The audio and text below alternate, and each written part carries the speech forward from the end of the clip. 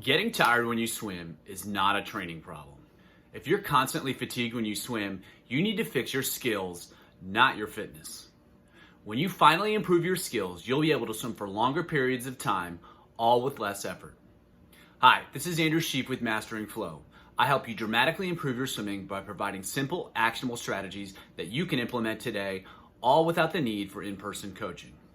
I believe that everyone has the ability to improve in any area of life, and all that it takes is just a little guidance. Let's get better today. I started swimming later in life, and I was already pretty fit coming to the sport. I was strong and I could run forever, but I was getting demolished in the water, and swimming was easily the hardest thing I'd ever done. It was only after a lot of pain and frustration that I finally started working on my skills. And that was instead of just working hard. And that's when my progress and my performance took off. I'm going to show you how to take the same approach to your swimming so you can build the endurance that you seek. If you're getting tired when you swim, most triathletes think the solution is more and more work. Wrong. Let me show you why. On land, training harder absolutely works. The key to running or cycling without getting exhausted is going to be more work. That's because you train your body to be able to create a lot of energy. Even if you're not a very efficient runner or cyclist, you're not going to waste that much energy during those activities. Swimming is completely different. Many triathletes are very inefficient in the water. They're wasting energy left and right. Ever see a really fit non-swimmer try to swim? They get tired after 30 seconds or a minute. Clearly, they can produce a lot of energy, but because they're so inefficient in the water, all that energy gets used up right away. That's because not getting tired in the water is all about skill. Of course, you have to do some work. But if you're not swimming efficiently, you're going to waste all the energy that you learned to develop over the course of a training period.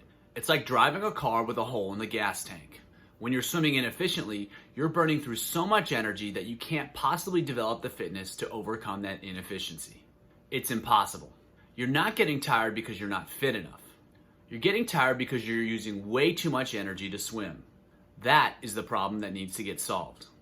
Rather than training to produce more energy, start training to use less energy. That comes from improving your skills.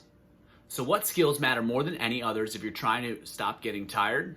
If you're struggling with your pull, that might slow you down because you're not creating much speed.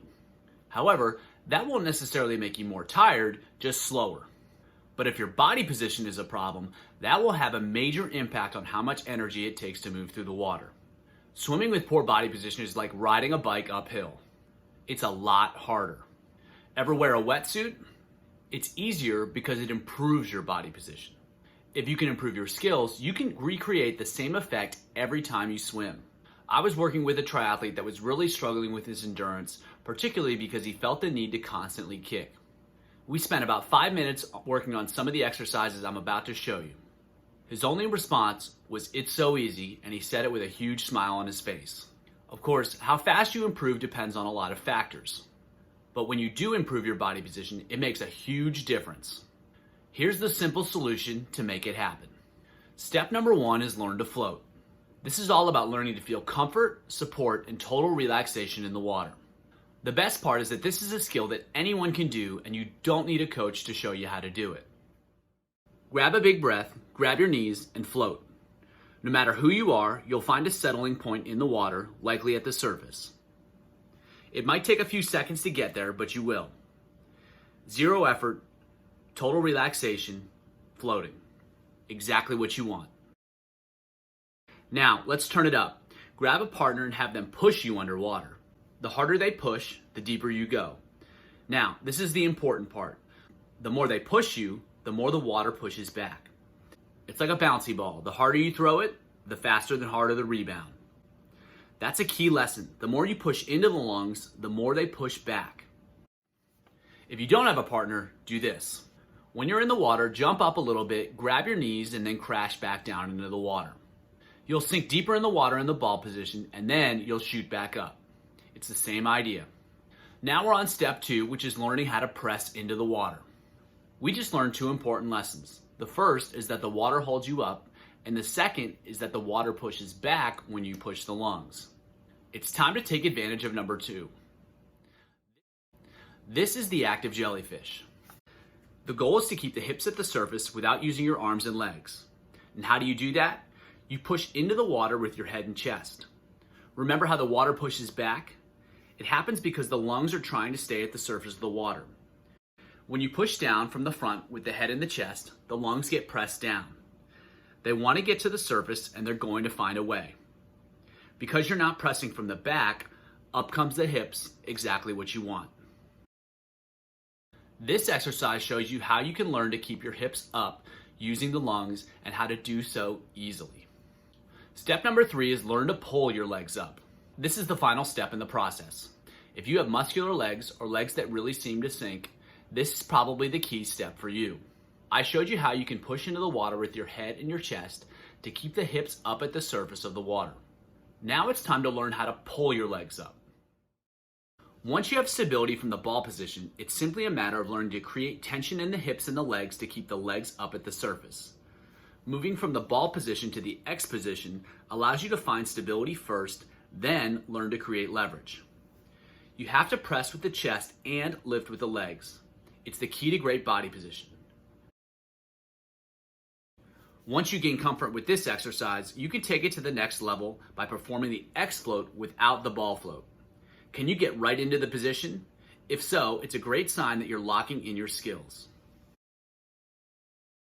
You can also make the exercise more difficult by bringing your hands together, your feet together, or both. It makes it more difficult to hold the position, and you'll have to create more tension to do so. Once you get a feel for these exercises, it's just a matter of maintaining those same sensations when you swim. Now, how do you integrate these exercises into training sessions? Simple. Just perform them between repetitions of your regular swimming. You can do it before every repetition, you can do it before every other repetition, or you can do it before every several repetitions. The key is to practice the exercises and perform freestyle, preferably back to back. Why does this work? This strategy is effective because you learn to feel the key skills and then immediately practice them while swimming freestyle. There's no delay. If you just practice the skills, you'll never learn to apply it. If you just swim freestyle, you'll never get the insight to make a change. You need both, and the more you pair them, the more effective it is.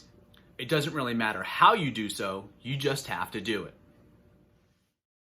Here's an example of several sets that get the job done. As you can see, there's the combination of the drill and the freestyle swimming, going back and forth, trying to integrate what you feel into how you swim. You can implement these sets right away, you can use them as inspiration, or you can modify them however you'd like to fit your goals.